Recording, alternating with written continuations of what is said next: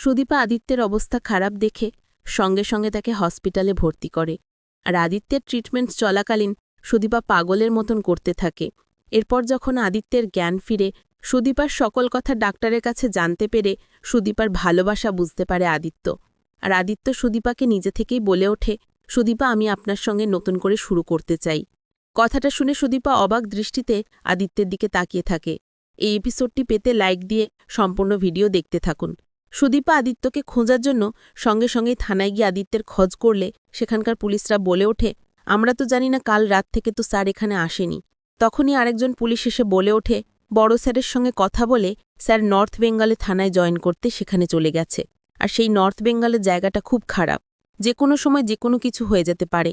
কথাটা শুনে সুদীপ চমকে ওঠে আর সঙ্গে সঙ্গে বাকি পুলিশদের রিকোয়েস্ট করে বলে ওঠে, প্লিজ আপনারা আমাকে সেখানে নিয়ে চলুন। তারা যেতে রাজি না হলে তাদের কাছে হাত জোর করে রিকোয়েস্ট করে। তখন তারা পুলিশ ফোর্স নিয়ে সুদীপাকে সাথে করে সেই নর্থ বেঙ্গলের রাস্তায় রওনা দেয়। অন্যদিকে আদিত্য সুদীপার ওপর অভিমান থেকে বাইক নিয়ে সেই নর্থ বেঙ্গলের রাস্তায় একাই রওনা দেয়। আর হঠাৎ করে রাস্তার মধ্যে বৃষ্টি শুরু হয়ে গেলেও তাও আদিত্য না থেমে মনে মনে বলতে থাকে, সুদীপা, আপনার জীবন থেকে আমি অনেক দূরে চলে যাচ্ছি, আমি আপনার জীবনে আর ফিরব না। এই বলে জিদ করে রাস্তা দিয়ে গাড়ি চালাতে থাকে। হঠাৎ করে রাস্তার মধ্যে জোরে করে বিদ্যুৎ চমকালে গাড়ির ব্যালেন্স হারিয়ে আদিত্য সেখানে অ্যাক্সিডেন্ট করে জ্ঞান হারায়।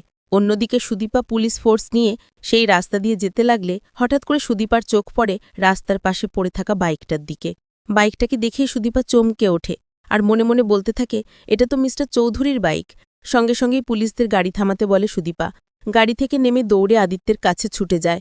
আর আদিত্যকে জ্ঞান হারিয়ে পড়ে থাকতে দেখে সুদীপা ভয় পেয়ে বারবার আদিত্যকে চিৎকার করে ডাকতে থাকে। এরপর আদিত্যের পালস চেক করে বলে ওঠে, এক্ষুনি মিস্টার চৌধুরীকে হসপিটালে নিয়ে যেতে হবে।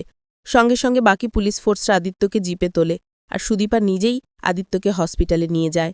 এরপর দেখা যায় আদিত্যের ট্রিটমেন্ট শুরু হয়ে গেলে সুদীপা ঠাকুরের সামনে দাঁড়িয়ে অঝরেই কান্না করে আদিত্যের জন্য প্রার্থনা করতে থাকে। এরপর দেখা যায় আদিত্যের কেবিন থেকে ডাক্তার বেরিয়ে এসে সুদীপাকে বলে ওঠে, পেশেন্ট এখন আউট অফ ডেঞ্জার, কিন্তু পেশেন্টের খুব খেয়াল রাখতে হবে। সুদীপা তখন ডাক্তারকে বলে ওঠে, আচ্ছা ডাক্তার, আমি পুরোপুরি খেয়াল রাখব। এরপর দেখা যায় আদিত্যকে বাড়িতে নিয়ে যাওয়া হলে আদিত্যের অবস্থা দেখে বাড়ির সবাই ভয় পেয়ে যায়। সুদীপা তখন সকলকে শান্ত করে বলে ওঠে, মিস্টার চৌধুরী এখন ঠিক আছে, এখন তার প্রপার রেস্ট দরকার। এরপর দেখা যায় সুদীপার ঘরের মধ্যে নিজের হাতেই আদিত্যের সেবা করে আর সকল ওষুধ থেকে শুরু করে একটা কিছু আদিত্যকে করতে দেয় না। আদিত্য সুদীপার এত কেয়ার দেখে মনে মনে বলতে থাকে, ইনি এবার 2 বার জীবন বাঁচালো, আর আমার জন্য এতটাই কেন করছে? এসব কি শুধু দায়িত্ববোধ থেকে নাকি অন্য কিছু? এই কথাগুলো ভেবে একদৃষ্টিতে সুদীপার দিকে তাকিয়ে থাকে। সুদীপাও সঙ্গে সঙ্গে বলে ওঠে, কি হয়েছে মিস্টার চৌধুরী, আমার দিকে কেন এভাবে তাকিয়ে আছেন? কেন এভাবে তাকিয়ে থাকতে হবে না, আপনার জায়গায় অন্য কেউ থাকলেও তার জন্য আমি এমনটাই করতাম। তখন আদিত্য এই কথার উত্তর না দিয়ে সুদীপাকে বলে ওঠে, সুদীপা, আমি আপনাকে একটা কথা বলতে চাই। সুদীপার সঙ্গে সঙ্গে বলে ওঠে, হ্যাঁ মিস্টার চৌধুরী বলুন। আদিত্য তখন বলে ওঠে, সুদীপা, আমরা সবকিছু নতুন করে শুরু করতে পারি না? কথাটা শুনে সুদীপা অবাক হয়ে যায়।